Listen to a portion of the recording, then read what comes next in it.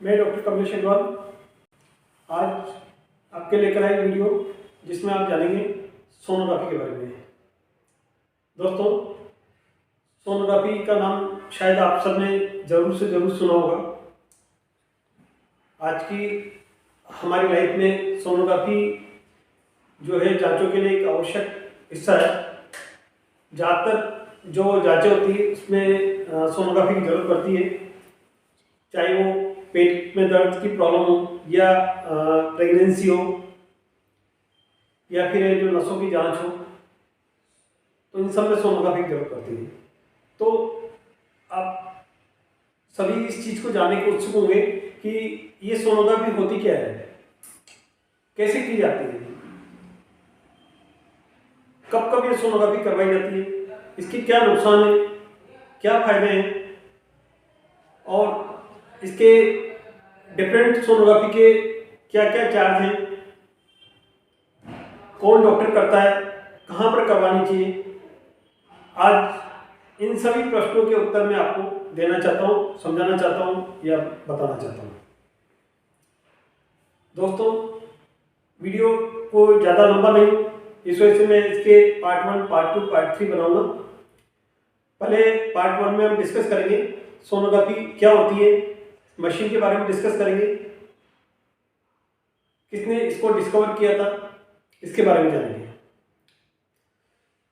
Sonography की जो discovery है वो डॉक्टर आईएन डोनाल्ड है, उन्होंने डिस्कवरी करी थी। हालांकि ऐसा नहीं है कि इसके पहले भी बहुत सारे वैज्ञानिकों ने इस पर प्रयोग किया था। इसमें जो क्रिस्टल काम आता है वो मैडम क्यूरी के द्वारा इन्वेंट किया गया था। वह इसके डिफरेंट पार्ट में सबका अलग अलग योगदान है, लेकिन मुख्य रूप से डॉक्टर आईएन डोनाल्ड का इसमें योगदान है। अब हम जानते हैं सोनोग्राफी मशीन के कौन कौन से पार्ट होते हैं। इसके मुख्यतः 3 पार्ट होते हैं। एक तो प्रोब होता है जो कि एक वायर के साथ में जिसको कि अपने शरीर पे लगाते हैं, उस हिस्से को प्रोब बोलते हैं। दूसरा इसकी मेन बॉडी होती है जिसमें कि प्रोसेसिंग यूनिट होती है। तीसरा इसका मॉनिटर होता है जिसमें कि अपन को इमेज दिखती है। ये मुख्य रूप से 3 पार्ट होते हैं। इनकी तीनों पार्ट के क्या क्या फंक्शन है, इसका जो सबसे प्रमुख मुख्य हिस्सा है वो है प्रोब होता है। प्रोब में पीजो इलेक्ट्रिक क्रिस्टल होता है।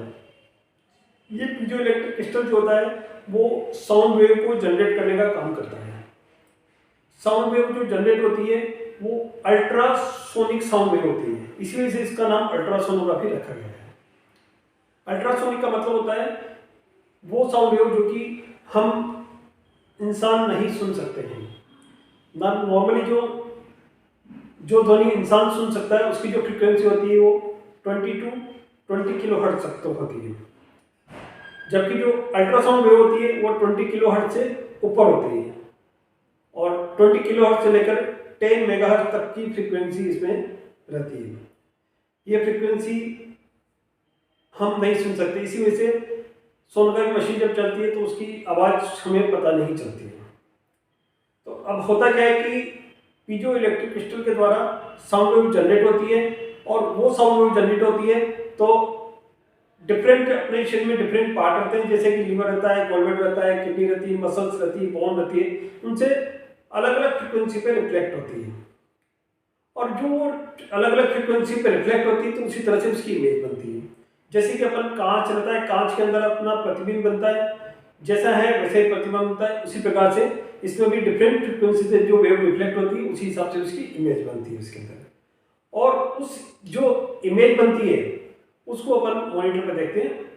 तो इमेज को जो एनालिसिस का काम रहता है, यानी कि जैसे साउंड वेव जनरेट हुई, वो रिफ्लेक्ट हुई, तो वापस वो साउंड वेव जो है इलेक्ट्रिक एनर्जी में कन्वर्ट होती है, उसको एनालिसिस करने का काम जो है जो प्रोसेसिंग यूनिट है उसके द्वारा होता है और उस एनालिसिस के बाद में उसकी जो इमेज बनती है वो अपन को मॉनिटर पे दिखती है इसके अंदर। तो इस प्रकार से जिस तरह की प्रॉब्लम रहती है, जिस तरह का डिफेक्ट रहता है, उसी तरह की इमेज अपन को सोनोग्राफी मशीन में दिख जाता है और उससे अपन बीमारी का पता लगा लेते हैं। अब इसके नेक्स्ट पार्ट में हम जानेंगे सोनोग्राफी मशीन कितनी तरह की रहती है, प्रोब कितने तरह के होते हैं, कब क्या क्या इंडिकेशन है, कब कब ये करवानी चाहिए, कब नहीं करवानी चाहिए, इसकी क्या अलग अलग सोनोग्राफी मशीन जांचों की क्या क्या कॉस्ट होती है, इसकी क्या नुकसान हो सकते हैं इसके। तो दोस्तों आशा है आपको वीडियो पसंद आया होगा। बहुत बहुत धन्यवाद।